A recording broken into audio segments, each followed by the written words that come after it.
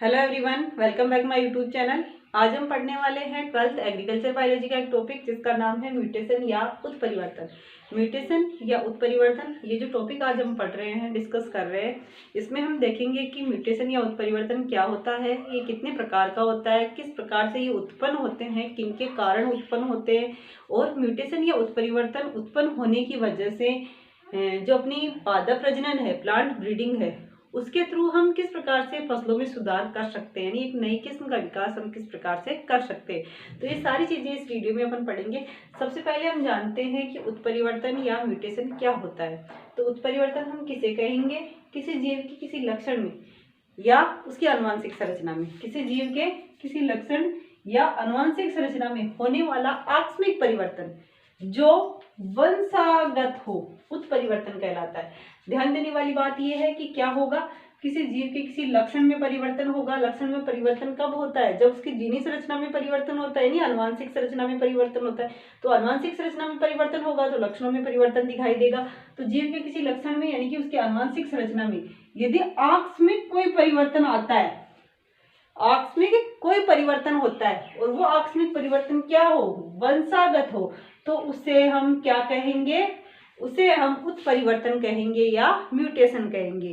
किसी कारण से भी किसी जीव की आनुवंशिक संरचना में आकस्मिक कोई परिवर्तन आ जाए और वो वंशागत हो, यानी कि अगली पीढ़ी में भी वो स्थानांतरित हो, अगली पीढ़ी में भी दिखाई दे, तो उसे हम क्या कहते हैं? उत्परिवर्तन कहते हैं। अब जो उत्परिवर्तन जो शब्द दिया था, उत्परिवर्तन या म्यूटेशन जो शब्द दिया था, वो दिया था वैज्ञानिक ह्यूगो डी व्रीज ने 1900 में दिया था। जो उत्परिवर्तन शब्द है, ह्यूगो डी व्रीज ने जो है कई उत्परिवर्तनों का वर्णन किया था, जिनमें से जो अधिकांश उत्परिवर्तन थे वो क्रोमोसोमीय विपतन के कारण थे, यानी कि संख्यात्मक क्रोमोसोमीय विपतन के कारण थे, या हम यूं कहें कि गुणसूत्रों की संख्या में परिवर्तन की वजह से उत्पन्न हुए थे। ह्यूगो डी व्रीज से पहले भी इन्होंने 1900 में ये जो शब्द दिया था और वर्णन किया था, इनसे पहले भी 1791 में एक अंग्रेज किसान था, सेटराइट, अंग्रेज किसान था जिसका नाम था सेटराइट। उन्होंने भी इनसे पहले ही जो है एकल नस्ल वाली जो है एक छोटे पैरों वाली एक भेड़ का विकास किया था उत्परिवर्तन की वजह से।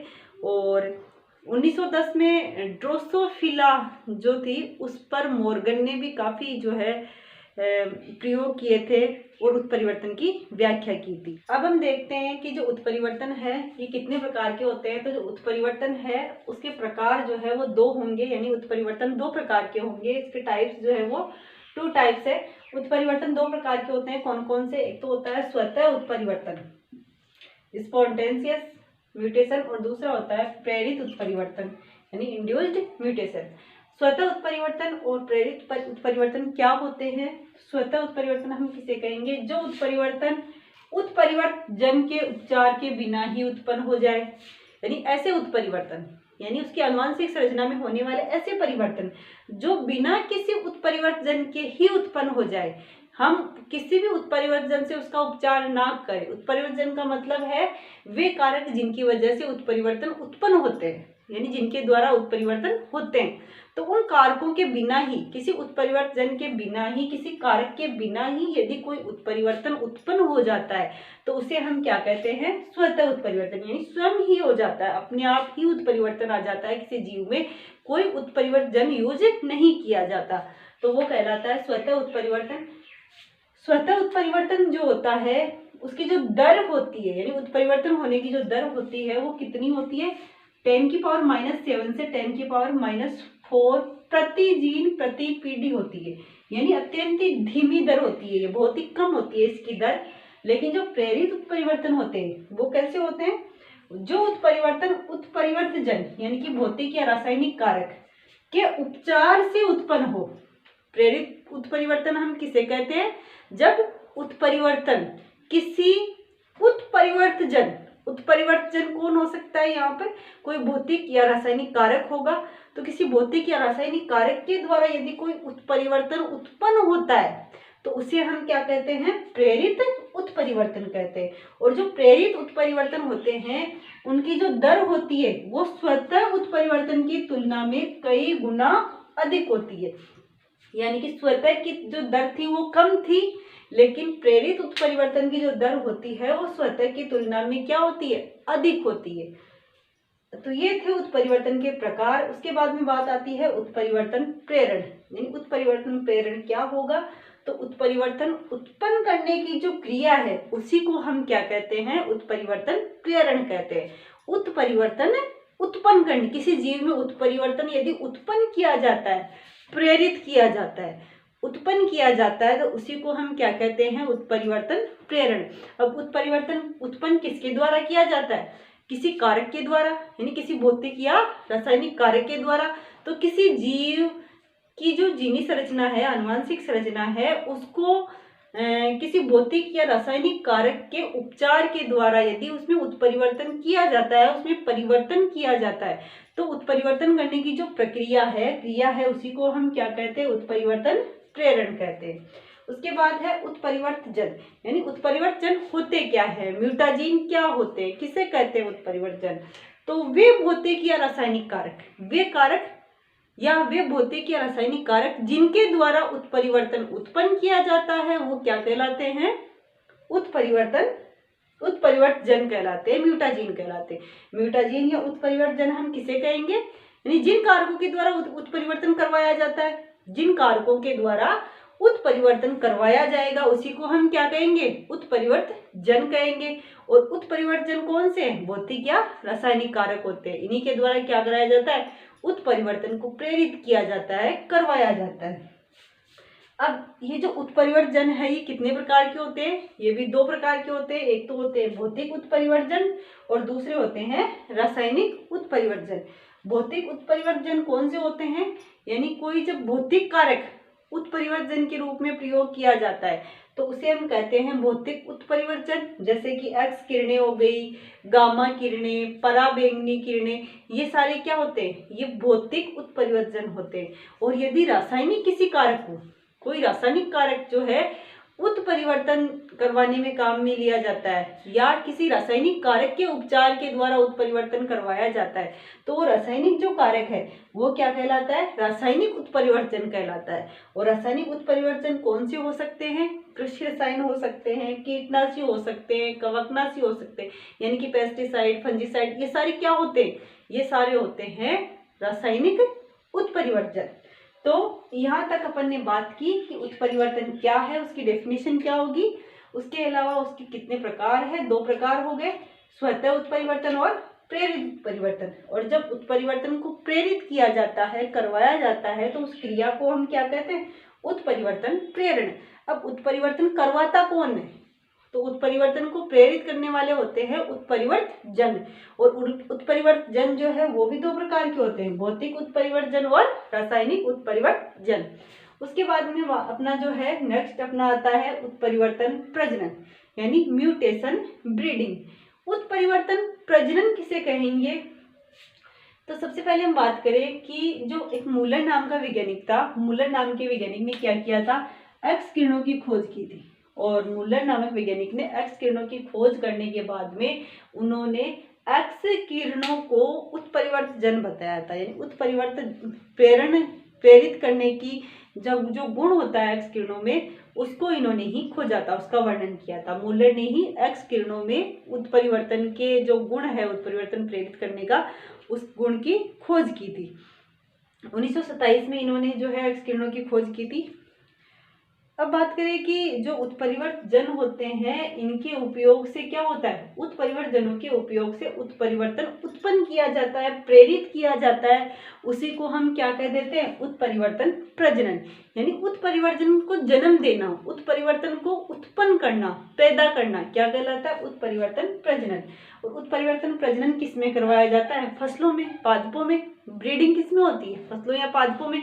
क्यों होता है, ये होता है फसलों में सुधार के लिए, पादपों या फसलों में सुधार के लिए हम क्या करते हैं, उनकी नई किस्मों का विकास करने के लिए उनमें ब्रीडिंग करवाते हैं, प्रजनन करवाते हैं। और जब पादपों या फसलों में सुधार के लिए हम किसको प्रयोग करते हैं, उत्परिवर्तजनों को प्रयोग करते हैं। उत्परिवर्तजनों का प्रयोग करके किसी फसल या पादप के आनुवांशिक संरचना में, उसके लक्षणों में यदि हम परिवर्तन करते हैं तो वो क्या कहलाता है, उत्परिवर्तन प्रजनन कहलाता है। यानी कि उत्परिवर्तन जनों का उपयोग करके पादप या फसल में सुधार करना क्या कहलाता है? उत्परिवर्तन प्रजनन कहलाता है। तो ये था उत्परिवर्तन प्रजनन। अब उत्परिवर्तन प्रजनन किस प्रकार से करवाते हैं, उसकी प्रोसेस, उसकी विधि। हम क्या चाहते हैं, हमारा जो टॉपिक है जो चल रहा है प्लांट ब्रीडिंग, उसका मेन एम क्या था कि हम फसलों में सुधार करना चाहते हैं। अधिक उपज देने वाली, अधिक गुणवत्ता वाली, रोग रोधिता वाली अच्छी किस्में हमें चाहिए। और अच्छी किस्मों के विकास के लिए हम अलग अलग तरीके अपनाते हैं ताकि उनमें जो है गुणों में परिवर्तन करके अच्छे गुणों को विकसित किया जा सके। तो उसी क्रम में एक नया जो ये मेथड है वो है उत्परिवर्तन। यानी उत्परिवर्तन के थ्रू भी हम क्या कर सकते हैं, नई किस्म विकसित कर सकते हैं। कैसे कर सकते हैं? हम उत्परिवर्तन करवाएंगे किस्म में क्या करेंगे, कोई किस्म है, कोई पादप है, तो उसमें हम क्या करेंगे, उत्परिवर्तन जनों से उसे उपचारित करेंगे। उत्परिवर्तन जन कौन से होंगे? कोई भी भौतिक या रासायनिक कारक होंगे। तो भौतिक या रासायनिक कारकों के द्वारा हम बीजों का उपचार करेंगे। तो उसमें क्या हो जाएगा, उत्परिवर्तन हो जाएगा। नहीं, उसके लक्षणों में परिवर्तन आ जाएगा, आनुवांशिक संरचना में परिवर्तन आ जाएगा। और लक्षणों में परिवर्तन आ गया, और यदि वो लक्षणों में आया हुआ परिवर्तन लाभदायक है, होने वाला जो परिवर्तन है यदि वो लाभदायक होता है, तो एक नई किस्म का या अच्छी किस्म का विकास हो जाता है। तो इसकी एक जो डिटेल अपनी प्रोसेस है उसको हम देखते हैं। उत्परिवर्तन प्रजनन की विधि क्या है? इस विधि में हम क्या करते हैं, कोई एक किस्म का चयन करते हैं जिसमें हमें क्या करना है, परिवर्तन करवाना है, जिसमें हमें गुणों का विकास करना है। तो हम क्या करते हैं, उस किस्म को क्या करते हैं, उसके जो बीज होते हैं उन बीजों को उत्परिवर्तन जन से उपचारित कर देते हैं। हम क्या करते हैं, बीज लेते हैं और उन बीजों को क्या कर देते हैं, उत्परिवर्तन जन से उपचारित कर देते हैं। और उपचारित करके उन उपचारित बीजों को हम क्या करते हैं, पहले वर्ष में, फर्स्ट ईयर में उनको समुचित दूरी पर एक साथ उगाते हैं। समुचित दूरी पर जब हमने एक साथ उगाया है, और जिन बीजों को उगाया है वो कैसे हैं, उत्परिवर्तन जन के द्वारा उपचारित है। तो ये अपनी जो पहली पीढ़ी होगी उसको हम कहेंगे M1। यानी कि ये क्या है, म्यूटेशन ब्रीडिंग हो रही है अपनी।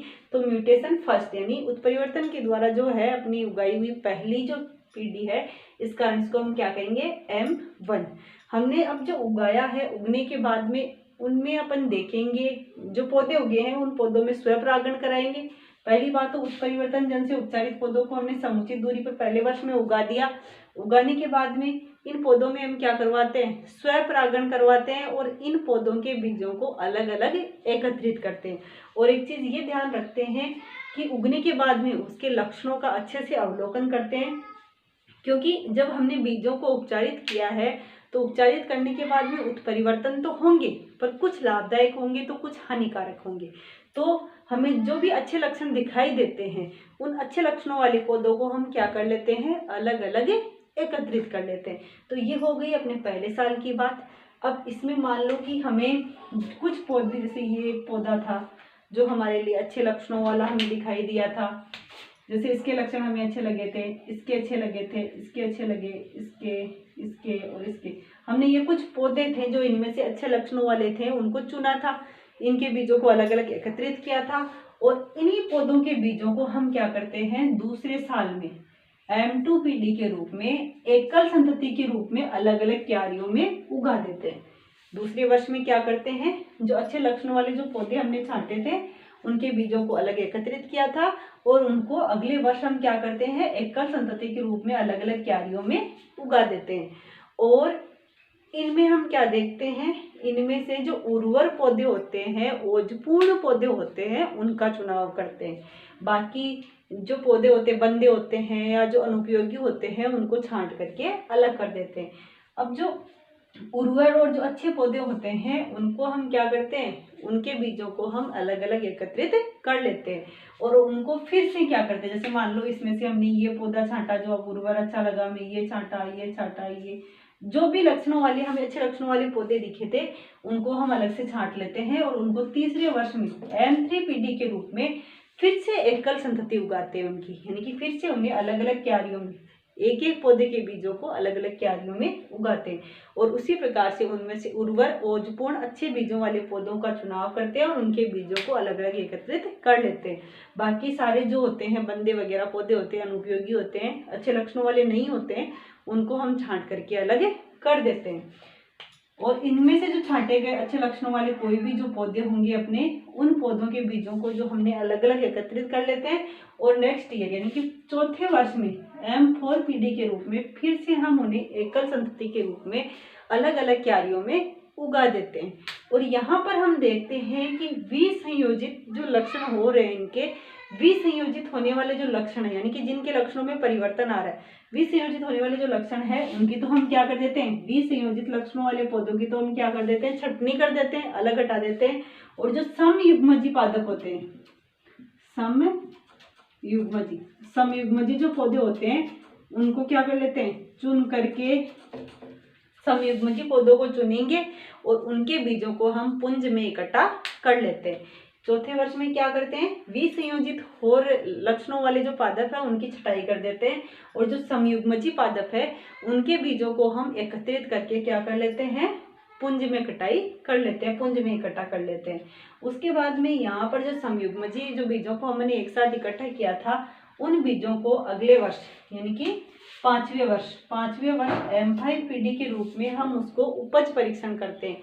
और हम क्या करते हैं, बाजार की जो मानक किस्म होती है उस समय की, उस किस्म के साथ उसको उगाते हैं। जैसे ये अपनी किस्म हो गई, ये मानक किस्म, ये मानक किस्म। और क्या करते हैं, हम 5वें साल में उसका प्रारंभिक उपज परीक्षण करते हैं। प्रारंभिक उपज परीक्षण जो है हम 1 साल के लिए करते हैं। और इस वर्ष हम क्या देखते हैं, हम केवल उपज का परीक्षण करते हैं, उपज को देखते हैं। प्रारंभिक उपज परीक्षण करने के बाद में हम 6ठे से 8वें वर्ष तक लगातार 3 साल यानी कि M6 से M8 तक लगातार 3 साल तक हम क्या करते हैं, समन्वित उपज परीक्षण करते हैं। और समन्वित उपज परीक्षण में हम क्या करते हैं, उपज के साथ साथ उस किस्म के अन्य गुण जैसे कि रोगरोधिता, गुणवत्ता, तो अन्य जो गुण है उनका भी परीक्षण करते हैं।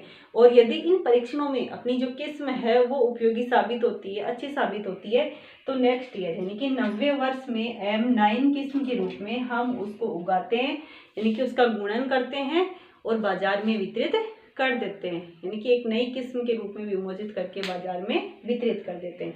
तो इस प्रकार से हम क्या करते हैं, उत्परिवर्तन प्रजनन के द्वारा एक नई किस्म का विकास कर लेते हैं। तो ये था अपना आज का टॉपिक उत्परिवर्तन। इसमें एक लास्ट है कि उत्परिवर्तन का जो उपयोग है या लाभ है वो क्या है। उत्परिवर्तन के द्वारा हम क्या कर सकते हैं, एक तो अपन ने देखा है कि नई किस्म का विकास कर सकते हैं, साथ ही साथ इसमें हम जो है विभिन्न मात्रात्मक लक्षणों में सुधार कर सकते हैं। उत्परिवर्तन के द्वारा हम क्या कर सकते हैं, विभिन्न मात्रात्मक लक्षणों में सुधार कर सकते हैं और नई किस्म का विकास कर ही सकते हैं। तो आज के टॉपिक में हमने पढ़ा mutation. Thank you watching for my video. मिलते हैं नेक्स्ट वीडियो में।